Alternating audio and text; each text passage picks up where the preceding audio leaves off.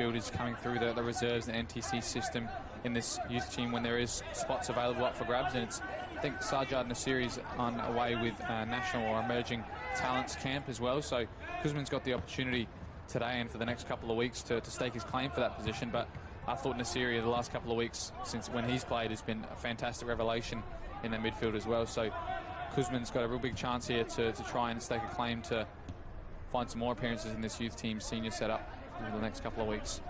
O'Neill, his cross is high and looping at the back post, and that will go straight out for a goal kick. Just on those players that are unavailable, Slasaway, Kalen Alagic, Larashevsko and Riyad Rahidi, all with the under-16s at the Emerging Socceroos Championships. They have their first game this afternoon at 4 p.m. against Northern New South Wales. And also the likes of the Adelaide senior players, if you can call them that, Brody Burkett, Panache Madana, Satiri Phyllis, not playing with the youth team this afternoon. That's a giveaway, easy enough, and what a header from Alex Banjak, getting his head in the way at the perfect moment. But a complete capitulation at the back for West Adelaide.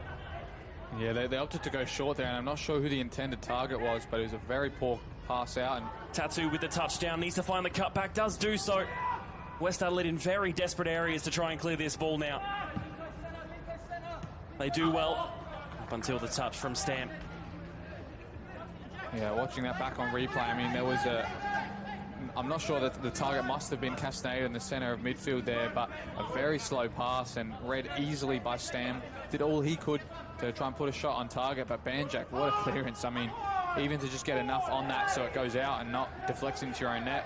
Rodriguez, though, looking to really change the shape of the game. Ivanic, we've seen it in these positions before as he hits the post. Murati. This one's from distance. Heading wide. Two great left-footed strikes there from West Adelaide out of nowhere as well. I mean, I thought Ivanic closed up his angle there by letting it run across his body and still going with his left foot. But you know what you can do with that left foot? You can just find strikes from impossible angles, and then even Castaneda with the sweeping effort after that could have found its way into the bottom corner if it was just a couple of inches to the left. But they're doing well, West Adelaide, on the counter, especially after all this pressure. You'd expect some of those midfielders and attackers to be tired for all the chasing they've been doing, but they've been calm in front of goals at the moment. Just on that header from Banjak, do you think defenders are eligible to win Save of the Week? Tatu looking to make the defence do some more work. End-to-end at the moment here. Stamp completing the switch to Crawford. He wins another corner. Yeah, again, as we said, they're just finding that width very easily at the moment, Adelaide United. I know they're trying to stay compact, West Adelaide, but they're just allowing a lot of space out wide for some of these players. And if they find 2v1s out there, they're really going to be dangerous in a couple of opportunities in a minute.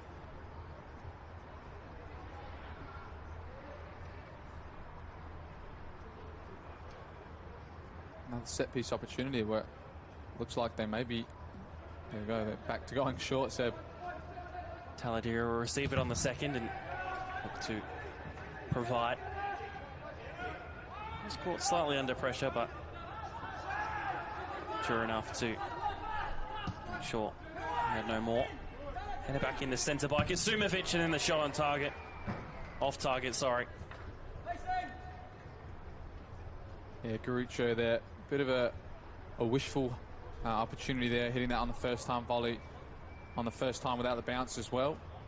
We've seen him score a couple of good goals as well, and he's probably been one of the leading men for this youth team so far this season, scoring a couple of goals and really leading from his performances week in, week out. He hasn't had a lot of opportunity with the A-League team in the latter part of this season, but his performances are really banging on the door of Anthony Andrioli to call him up after a couple of his star goals. Kuzman has it taken off of him, concedes the throw.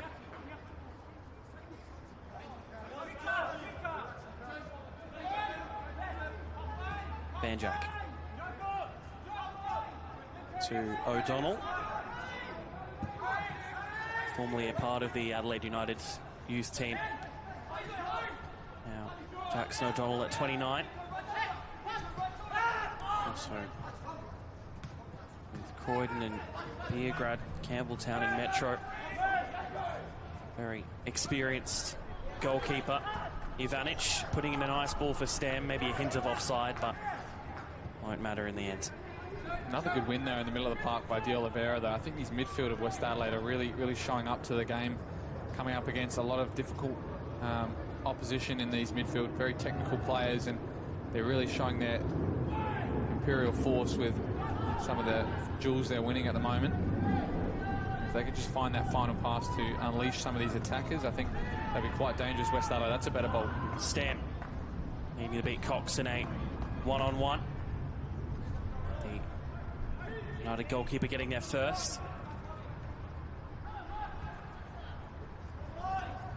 Made his senior NPL debut here, did Riley Stam, for the youth team in that first ever league match against Campbelltown back in early 2024. Which they did lose 5-0 on that occasion. I think he had an offside goal as well. That was, he missed out on as well, and that would have been one of his only goals for the youth team. He had an unfortunate year due to injuries and drop downs as well, and I'm sure he's hoping for a little bit better from his... Finding the cross, sorry Alessio. That's right, I was just about to say, I think he's hoping for a bit of a better opportunity for his brother now in the youth team. Another young talent, a striker as well, it seems. Seen him do some good things as well so far in his first season here. And obviously he's had quite a few years in the youth team there as well at Adelaide United in the reserves and the NTC program. So he's had a good upbringing and scored a lot of goals in the youth system as well. So he's got the opportunity now, and especially with the limited drop downs you get these days from the Adelaide United team, because a lot of them are just keeping the base of that A-League squad. So he's got a real big chance to stake a claim. Cross comes in low.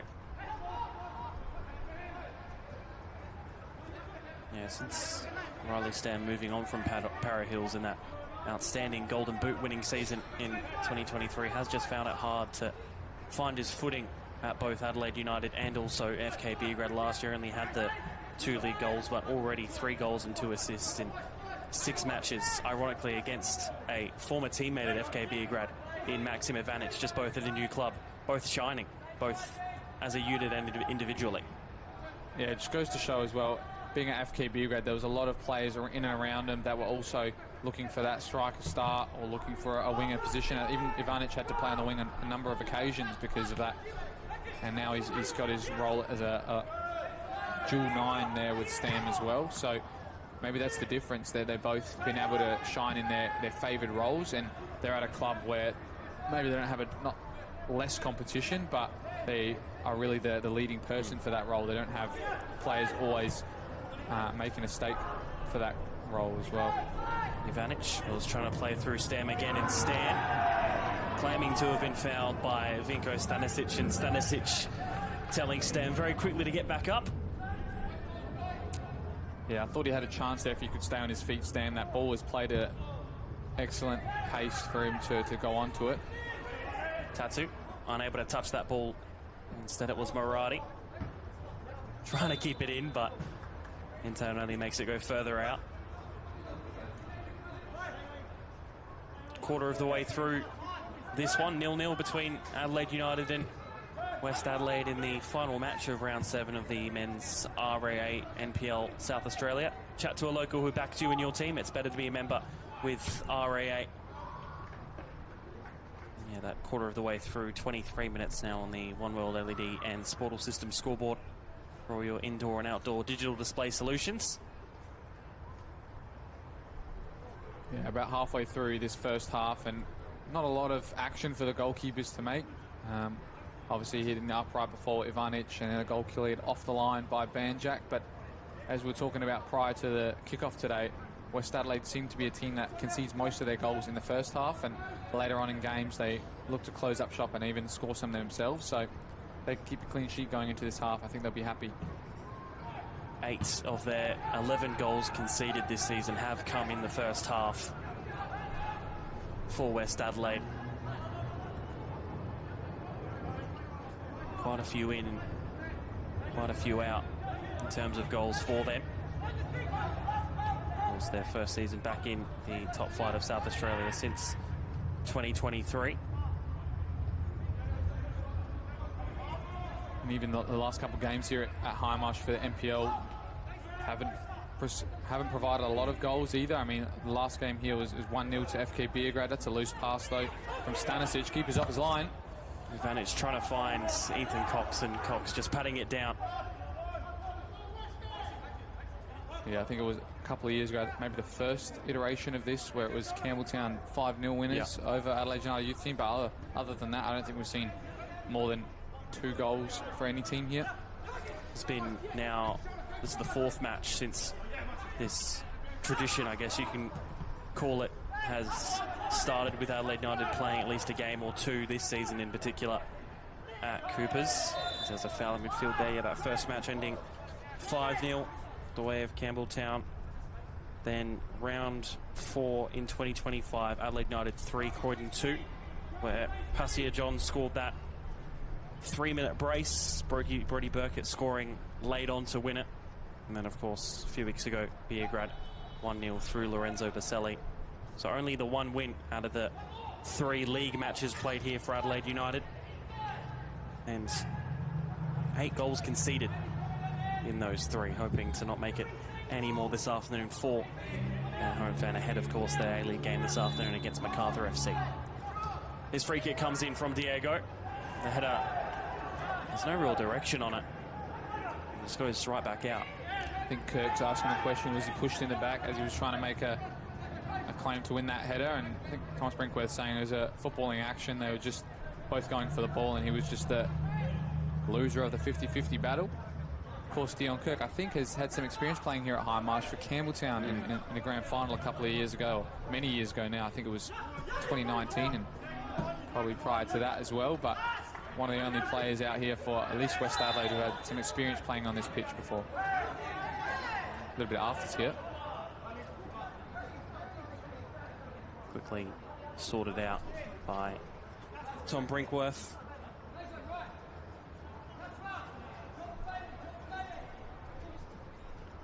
I think it's just the classic step over and slowing them down to get up. I think you see it in a lot of American sports these days where they're on the ground and they step over them just to assert some authority, and I think that's just what Bailey O'Neill has just done over Murati, and he wasn't happy with where he planted that foot, and I think there's just nothing doing there from the referee's point of view. O'Donnell launches long, only to find the chest of Fezo Kasumovic. Taladera giving the ball away though. De Oliveira played and scored against the senior team, of course, late last year as he was playing for the RAANPLSA All-Stars. That one was at Service FM Stadium, ending up in a win on penalties for the A-League team, but the NPL All-Stars putting up a very good fight that afternoon. Also captained the side too, did Diego Oliveira, while he was at Para Hills. Free kick for West Adelaide. Will be Alex Banjak to take it.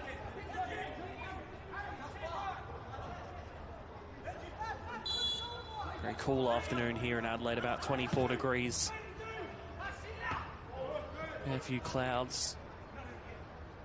Didn't actually check if it's going to be raining or not. It rained a little bit this morning, but not too sure if we're going to get any during match play. Murati with this throw right down the line. Back heel. You'd hope, strong but fair collision. You'd hope there's no rain. I mean, this is the last A-League game here at High Marsh later on, so we might be seeing a few more make their way inside in the second half, ready for that A-League game afterwards, and hoping for a decent crowd here as well. I mean, potential for an A-League finals game here later on if things go correctly in the last couple of games and a couple go our way as well, but hopefully I think it'd be better to have no rain and a good spectacle here as well for a massive game in terms of the A-League. And of course the possibility, depending on the status of Heidelberg United's Asian Champions League football on the line as well, possibly for Adelaide United, the senior team. Battistella on the right wing. Finds it short for Crawford. Taking himself right to the line and crossing it back in directly towards a penalty spot. Tattoo shaping up on the edge of the box. Ends up in a corner. Yeah, I'm not sure about that. We'll have a look at this on replay where the deflection may have came from De Oliveira on this back. But I think, yeah, if you were asking the question there, but again, cross on the right side from Crawford was probably not his best of deliveries, but the clearance there from Castaneda wasn't the best of his clearances either, and Tatu had the space to shape and shoot and face the goal and just couldn't keep his effort down.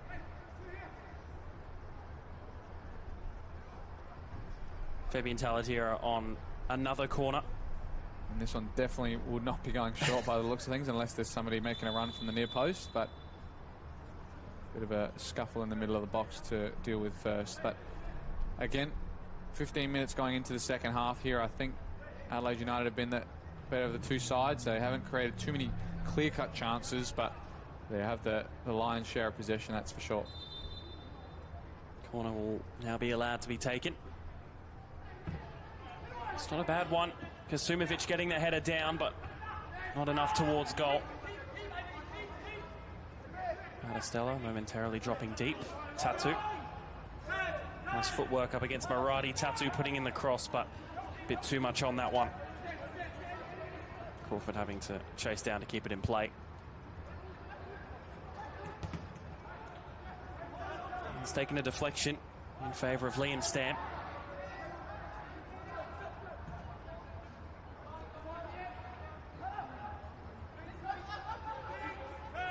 Stanisic. Stam.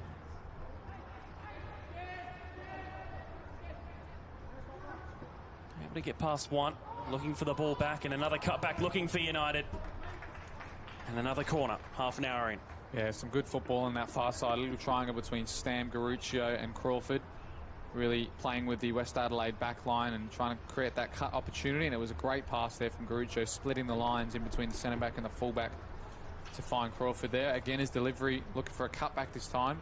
But I think that's probably one thing that they've got to improve on in the second half, Adelaide United. They've had a lot of opportunities to put crosses in, cutbacks, and either they haven't had the numbers in the box or they haven't had the accuracy to find those players, and I think that's just what's letting them down in the final third at the moment.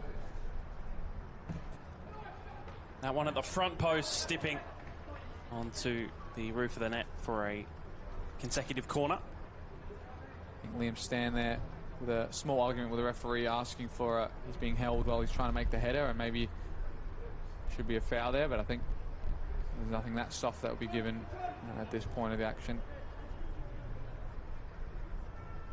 Another possible short corner. As Garuccio comes within close proximity, but will go right back out as the corner whips in towards the front post. Falls to the edge for Battistella. And then again a second time needing to be cleared. O'Neill trying to find Crawford. Falls nicely here for Garuccio. Goes himself, does Garuccio. And a nice finish. Just over half an hour in from Joey Garuccio, as he gets his second for the season and puts the Reds 1-0 up here at Coopers. Yeah, another player with history here at Coopers Stadium, scoring in NPL games in the past as well, and what a finish. I mean, you could tell by the West Adelaide players, no one wanted to touch him. He just kept driving into the box, creating an angle for him to shoot, got it on that favoured left foot, and he just fired it in from close range. I think it might have been a near post, but great dribbling from him there, great cut, and then just smashed in past Jackson O'Donnell. Are you saying he goes past 5 players there? Potentially. I mean, we've just seen him back on replay there, and that was just an expert delivery and expert dribbling there by Garuccio. I mean, we've seen how many times he can do some great things in this league and even in the A-League as well off the bench, but he's just staken another claim there for Anthony Andreoli to just let him know that I'm still here, I'm still scoring goals. If he needs something